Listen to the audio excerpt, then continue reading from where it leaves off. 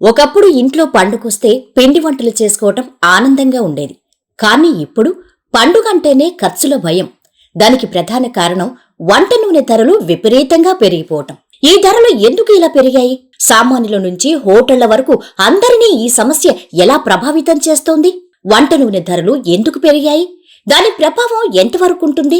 ఇప్పుడు తెలుసుకుందాం. ప్రస్తుతం మార్కెట్లో కనిపిస్తున్న రిటైల్ వంట నూనె ధరల వివరాలు చూస్తే సన్ఫ్లవర్ ఆయిల్ లీటర్కు సుమారు 150 నుంచి 160 వరకు ఉంది.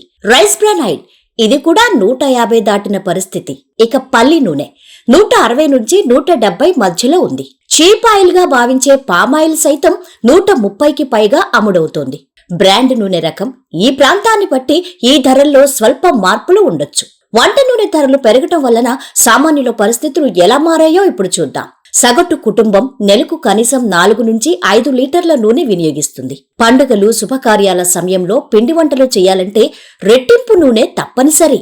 1 లీటర్కే 150 దాటితే ఇంటి బడ్జెట్ మొత్తం తలకిందులవటం ఖాయం. ఈ సమస్య సామాన్య కుటుంబాలకే పరిమితం కాదు. టిఫిన్ సెంటర్లు, హోటళ్లు, చిన్న ఫుడ్ బిజినెస్ నిర్వాహకులు అందరూ ఈ ధరలతో ఇబ్బంది పడుతున్నారు. ధరలు పెంచితే కస్టమర్లు తగ్గిపోతారు, పెంచకపోతే లాభం మిగలడం లేదు.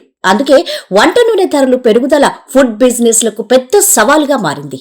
అసలు వంట నూనె ధరలు ఏ స్థాయిలో ఎందుకు పెరిగాయో ఇప్పుడు తెలుసుకుందాం.